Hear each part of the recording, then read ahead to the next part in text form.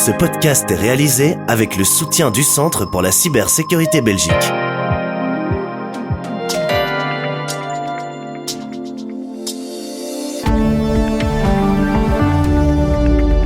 Bienvenue à Z sur 7, votre podcast quotidien. Aujourd'hui, nous sommes le 20 octobre et nous avons un tout nouvel épisode avec l'invité du Trendstalk pour vous. Je pense que le capital d'une entreprise, c'est le talent de ses collaborateurs et sa culture. Olivier Mouton reçoit Manuel Palage, CEO de NSI, une entreprise wallonne qui fait partie de celles qui vont peut-être permettre à la Wallonie de se redresser. Son CEO revient sur l'histoire et les réussites de l'entreprise.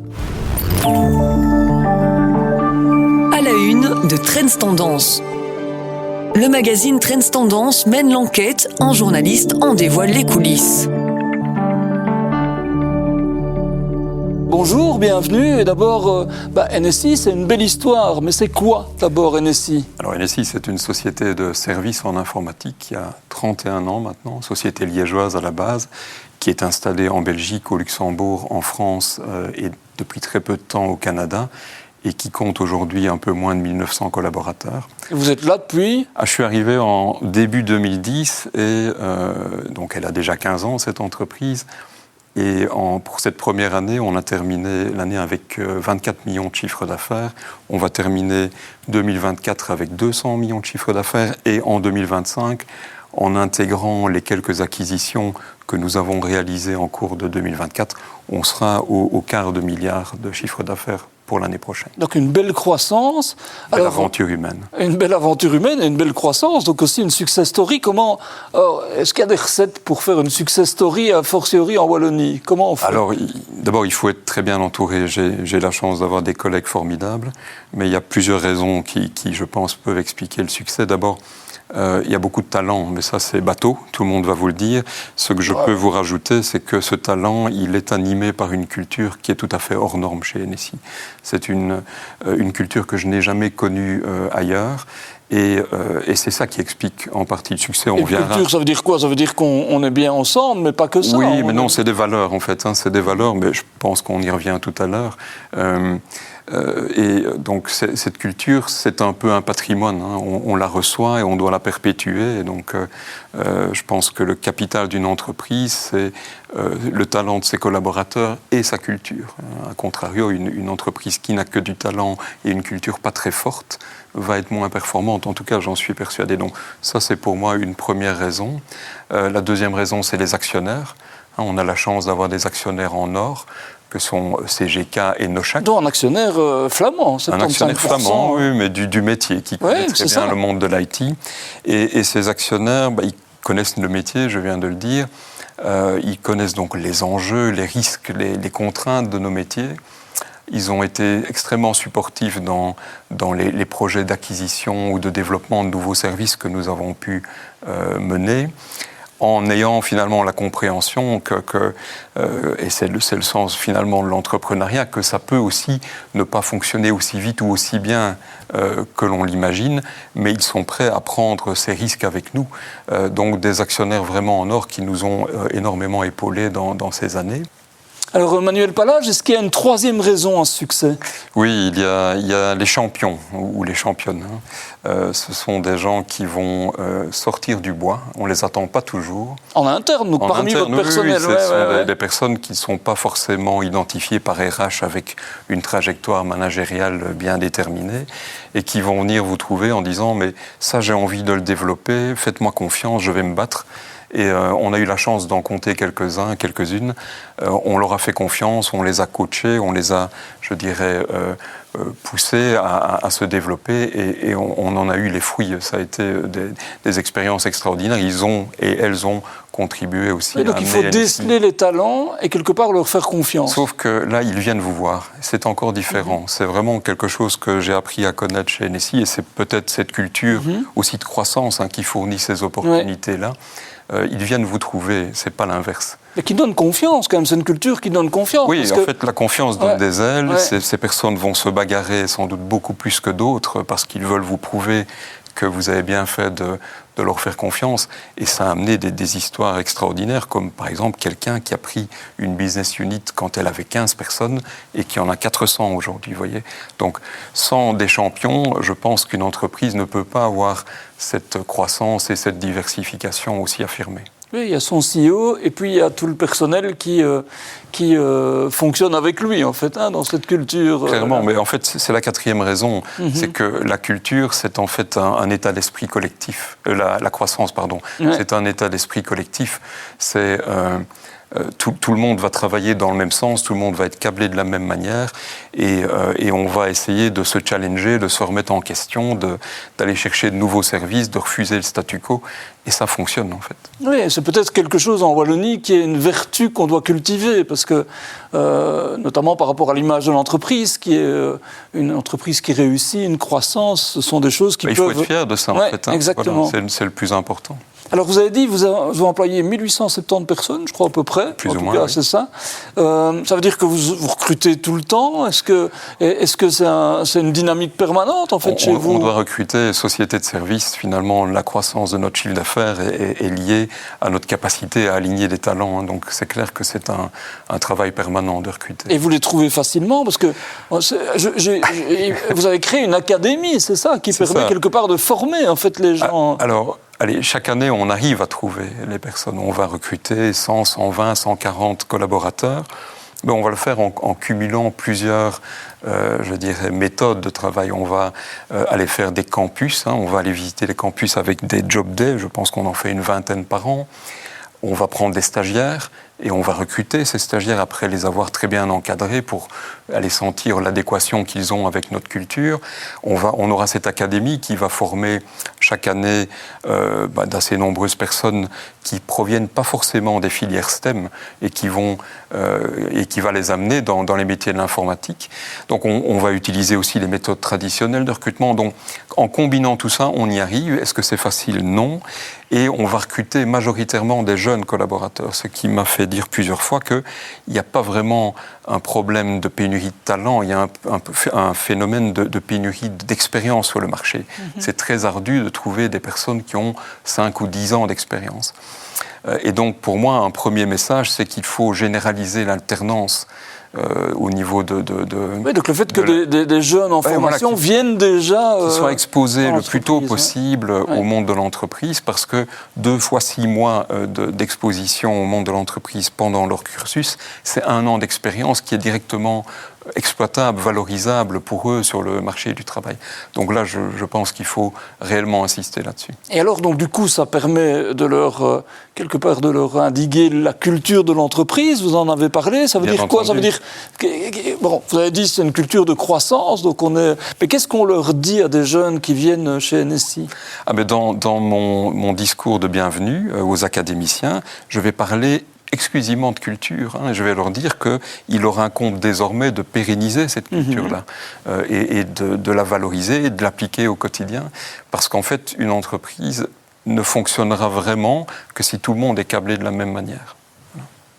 Alors, vous avez parlé du fait que vous êtes présent à l'international. Je crois que vous vous étendez en France. Vous avez dit que vous êtes présent maintenant au Canada.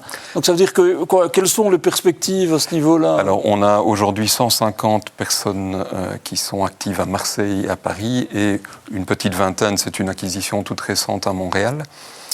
Et ce sont pour moi deux trajectoires de développement fondamentales pour NSI dans le futur. Parce que ça veut dire oui, c'est ça, c'est des fils que vous pouvez tirer en fait sur ces marchés. Oui, on est déjà très très bien implanté en Belgique francophone et au Luxembourg. Au Luxembourg, on est dans le top 3 des acteurs du marché de l'IT.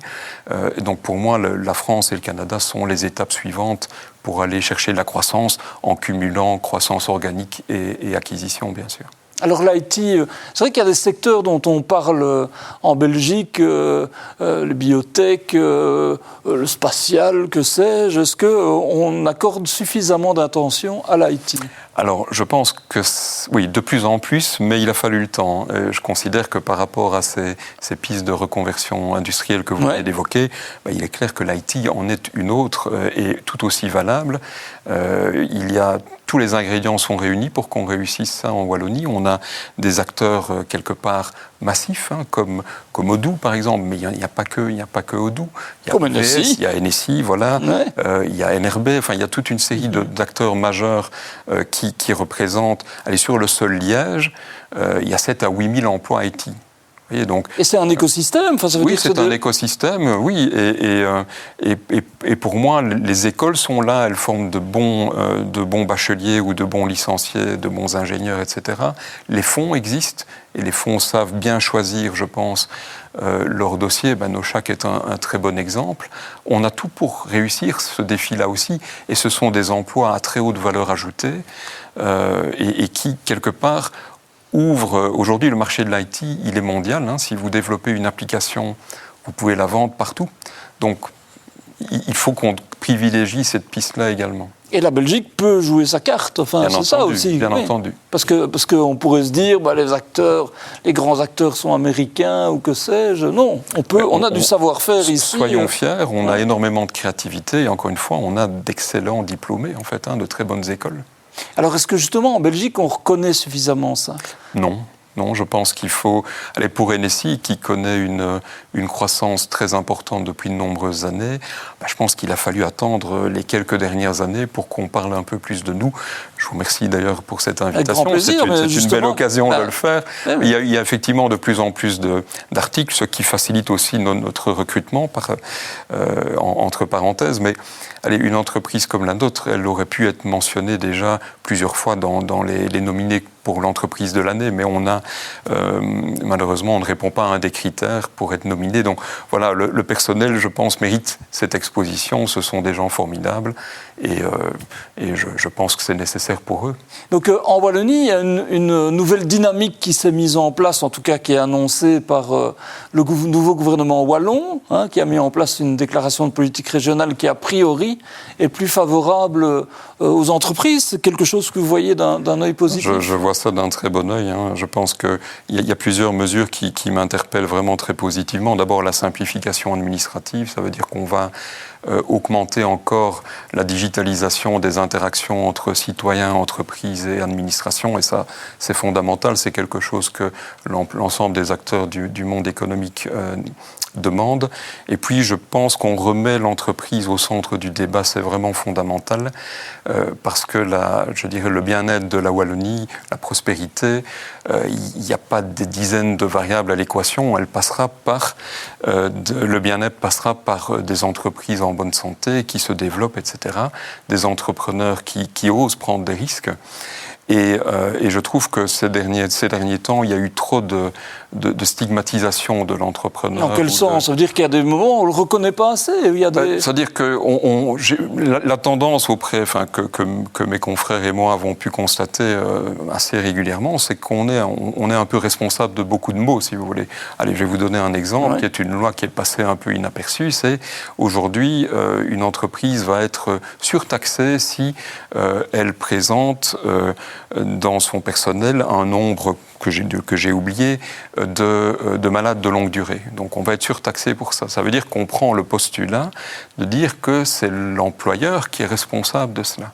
Mais on omet alors, quelque part, on nie le fait que la sphère privée peut avoir une influence également sur la situation de la personne. Vous voyez, donc, c'est ça. Ce sont des exemples qui sont... C'est une manière de responsabiliser l'entreprise, mais aussi de l'accuser du mal. Voilà, et je trouve qu'il est nécessaire de se dire que sans entreprise en bonne santé, la Wallonie, la Belgique ne va pas se porter mieux, et donc tout le reste c'est de la littérature. En fait. Oui, parce que souvent on dit d'ailleurs que un des problèmes, il y a deux problèmes en Wallonie. Le premier, c'est qu'il y a beaucoup plus d'emplois publics que d'emplois privés, et ensuite que les entreprises ne grandissent pas assez. Vous êtes l'exemple, justement, qu'on peut grandir, en fait. Oui, en fait, comme je disais, la croissance, c'est une prise de conscience collective, que c'est possible, qu'on peut y aller. Je vous parlais de la France tout à l'heure, c'est un marché extrêmement difficile, il y a des très gros acteurs, mais on y va, on va réussir, le plan que nous avons, c'est d'avoir 500 personnes d'ici fin 2026 en France, mais on va y arriver.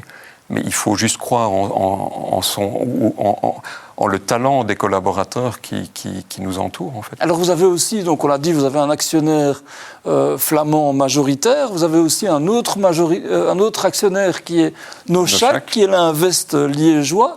Est-ce que ça, c'est un partenariat de choix aussi? Ça veut dire qu'il y a une dynamique là, on parle beaucoup des Invest par moment, vous avez un vrai soutien là. Alors vraiment, je suis très très heureux des deux actionnaires. Je pense qu'ils ont les mêmes valeurs et ils nous soutiennent de la même manière. Nochac a, je dirais, une plume à son chapeau en plus, c'est qu'ils vont nous aider à construire le nouveau headquarter de NSI dans la région liégeoise. Et donc, là aussi, on peut compter sur leur soutien financier. Qui sera prêt quand? Enfin, c'est un gros chantier? Oui, gros chantier. On pourrait prendre possession du bâtiment au printemps 2027. Et ça veut dire quoi? Ça veut dire que c'est un nouveau quartier général qui accompagne votre croissance, enfin qui est qui est prévu pour accueillir évidemment beaucoup plus de personnes qu'aujourd'hui. Oui, donc vous vous positionnez déjà dans la suite de votre belle histoire. On n'a pas le choix parce que, je dirais, refuser de croître ou imaginer qu'on ne va pas croître, c'est accepter le statu quo, accepter le fait que on pourrait devenir médiocre. Et donc ça, c'est pas quelque chose que je peux avoir quelque part les reins solides pour pouvoir assumer ça derrière. Oui, c'est vrai, mais bon, c'est ça l'entrepreneuriat. C'est la confiance qui vous guide, justement. C'est la confiance que l'ensemble des collaborateurs de NSI et la loyauté de nos clients me permettent d'avoir, oui. Une petite incise, justement, par rapport au rapport aux politiques. On a parlé à un moment de la politique de droit d'auteur et des décisions qui ont été prises au fédéral, qui pouvaient impacter, justement, notamment votre secteur, l'IT, notamment par rapport aux codeurs, si je ne m'abuse. Est-ce que pour vous, est-ce que ça a été un souci? Est-ce que c'est toujours un souci? Alors, ça a fait mal aux personnes qui étaient concernées puisqu'elles ont perdu un petit avantage fiscal, je dirais, et on a voulu faire des économies de bout de chandelle au niveau du fédéral. Je trouve qu'on marche un peu sur la tête. On ne peut pas avoir deux discours. On ne peut pas dire, voilà, les personnes, il faut les pousser un maximum vers les filières STEM parce que ça va être des emplois à forte valeur ajoutée, parce que ça va générer de la richesse pour le collectif, et puis en même temps, les raboter le seul petit avantage fiscal. On marche sur la tête, en fait. Et parce que quoi? Parce qu'on ne perçoit pas, sans doute, on n'est pas cohérent, simplement, en fait. Oui, c'est juste que quelqu'un devait montrer qu'il faisait une économie, voilà. Oui, peut-être sur un secteur dont on n'a peut-être pas perçu tout de suite l'impact que ça avait, sans doute. Je pense. Et c'est toujours... Malheureusement, on ne fera pas marche arrière. Je n'en ai pas l'impression. Non, il y avait une volonté, mais en tout cas une volonté des secteurs concernés. Mais je n'y crois plus, mais de manière générale, c'est toute la fiscalité qu'il faut repenser. Ceci étant, il y a beaucoup de demandes à ce niveau-là, selon vous. Dans votre cas, il y a des demandes en termes de... On parle beaucoup de réforme fiscale tout le temps. Est-ce que je n'ai pas vraiment de demande affirmée. Ce que je voudrais dire, c'est que on ne peut pas avoir peur de la fuite des talents à l'étranger, la fuite des cerveaux, et ne rien faire pour les garder, si vous voulez. Voilà. C'est ça, donc quelque part, que dans tout le contexte qui se met en place aujourd'hui, on a un gouvernement wallon, ça c'est une bonne chose, on a un gouvernement fédéral qui est en train de négocier à l'heure où on parle, sans doute, que malgré tout, vous espérez qu'il y ait un climat... favorable aux entreprises un peu partout.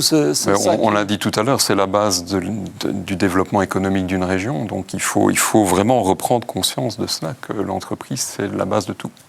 Alors, à titre personnel, j'ai lu, peut-être que je me trompe, ou que j'ai mal lu, je ne sais pas, mais que vous êtes passionné par l'impact justement des technologies sur nos vies quotidiennes. Oui. Ça veut dire quoi? Est-ce que c'est un moteur pour vous? C'est fascinant, en fait. C'est fascinant. J'ai une formation très technique. Pour la petite histoire, il y a une trentaine d'années, j'ai travaillé pendant 3 ans sur un projet de recherche à l'ULG. C'était de l'intelligence artificielle. À l'époque, on parlait de systèmes experts et de moteurs d'inférence. Donc, j'ai gardé cette curiosité pour toutes ces matières. Je lis énormément sur LinkedIn le matin. Je trouve qu'il y a beaucoup de lectures intéressantes. Alors, je n'aime pas le science-fictionnisme, soyons clairs, mais la vitesse de propagation de la technologie, la vitesse de l'acceptation de la technologie est fascinante. Allez, s'il y a 4 ans, on vous avait dit que vous alliez pouvoir recharger votre voiture avec des panneaux solaires sur votre toit, on vous aurait pris pour un fou. Voilà. Déjà. Or, c'est la norme aujourd'hui. C'est devenu quelque chose de tout à fait basique. Donc, il y a la vitesse de propagation de la technologie, mais aussi la vitesse d'acceptation. Je suis 100% persuadé que dans un avenir proche, on ne parle pas de 10 ans, il y aura des robots. Il y aura des robots humanoïdes, ou peu importe la forme qu'on leur donnera, qui vont s'acquitter dans l'espace public de tâches que l'humain ne pourra plus faire. J'en suis persuadé, ça va arriver. Et c'est positif. Et dans 10 ans, on trouvera ça tout à fait normal. Mais oui, bien sûr, c'est positif. C'est positif parce que ça accompagne le développement humain, c'est ça? Bien entendu. Ouais. Donc quand vous dites que vous n'êtes pas dans la science-fiction... Mais ça, c'est pas de la science-fiction. Non, oui, c'est ça. Il y a déjà, d'ailleurs, aujourd'hui, on en construit déjà. Mais, mais ça va devenir... En fait, ça va devenir une partie de nos vies quotidiennes. C'est juste une question de l'accepter, en fait. Ouais. Parce que ça pourrait arriver demain, je pense. Est-ce que ça veut dire que l'intelligence artificielle, on en parle justement parfois dans tous les sens, ça pour vous, c'est quoi ça? C'est un formidable outil d'aide à la prise de décision qui doit rester cela. Il ne peut pas remplacer l'avocat ou le juge ou le médecin, etc.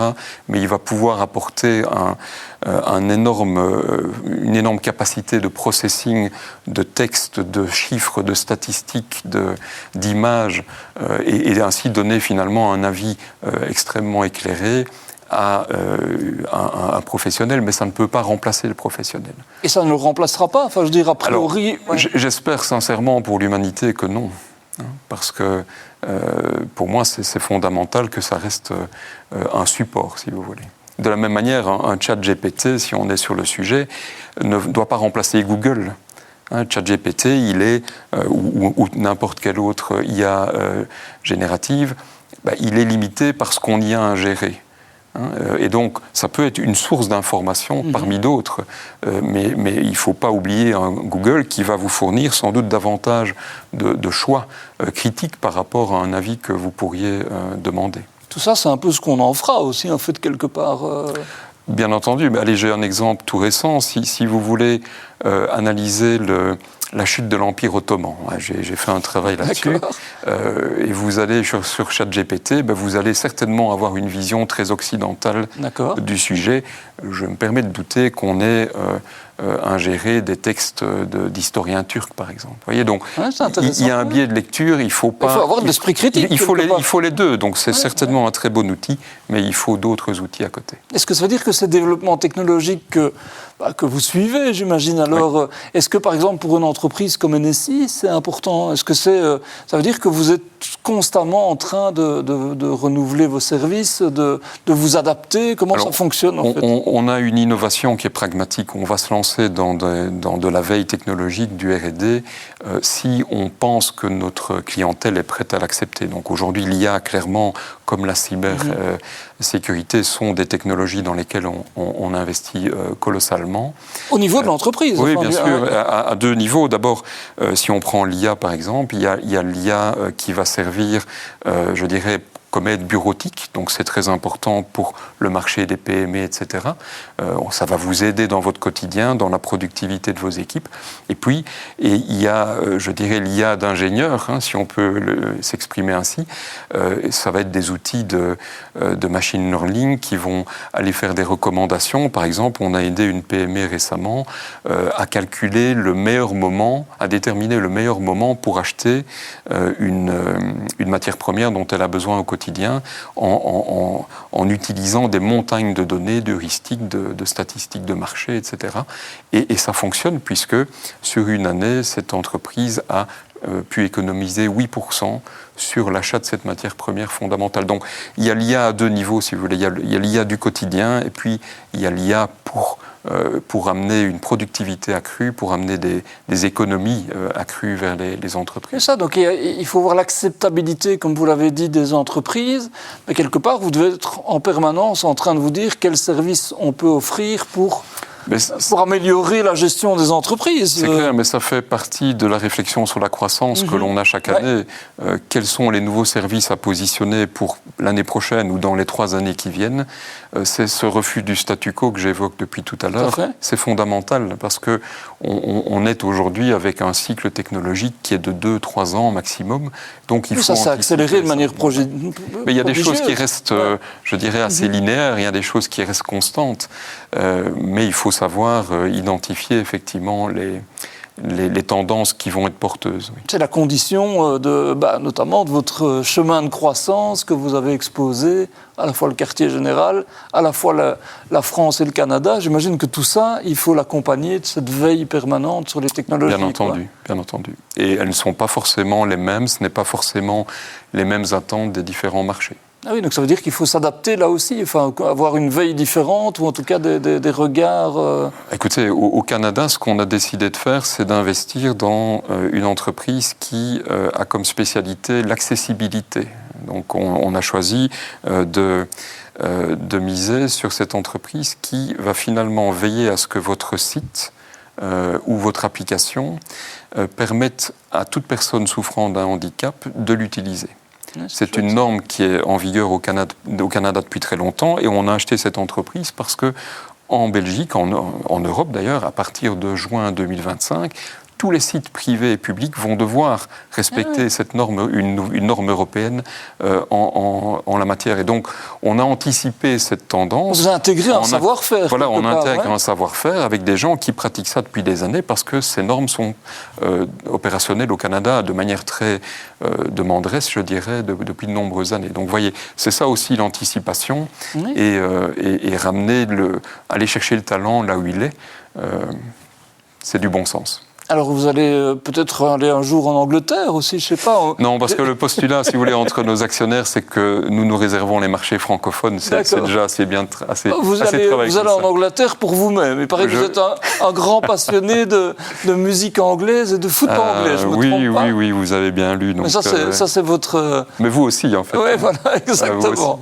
Donc ça, c'est plus le jardin secret. C'est le jardin secret. Donc je suis un fan de musique, de Britpop, fan d'Oasis. De Noel Gallagher, de groupes aussi comme Pulp, comme The Specials, mais aussi... le Blur, vous devez dire Blur aussi. Oui, mais non, malheureusement, on ne s'entendra pas là-dessus. C'est pas vraiment mon truc. Mais aussi plutôt de musiciens plus contemporains comme Phoebe Bridgers ou Baxter Dury, enfin des groupes de ce type-là. Donc je suis vraiment assez éclectique dans mes choix, mais j'aime beaucoup la musique. J'ai d'ailleurs une rubrique tous les samedis matins sur LinkedIn. Oui, parce que vous êtes très actif sur LinkedIn, en fait. Hein, casser les codes, voilà.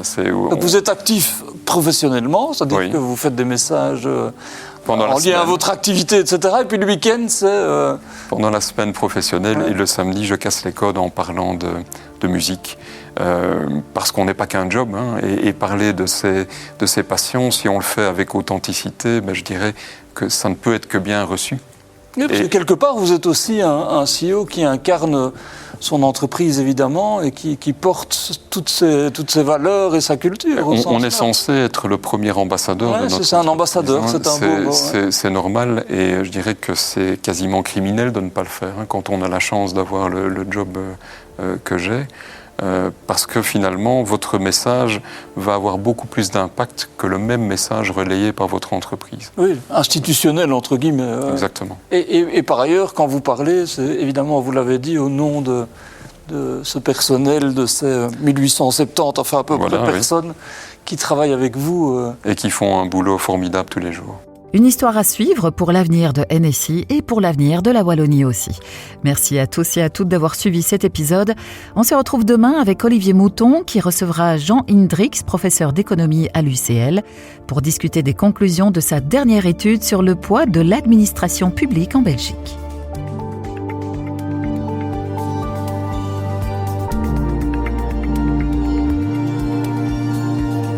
Z sur 7, le podcast quotidien de Trends Canal Z.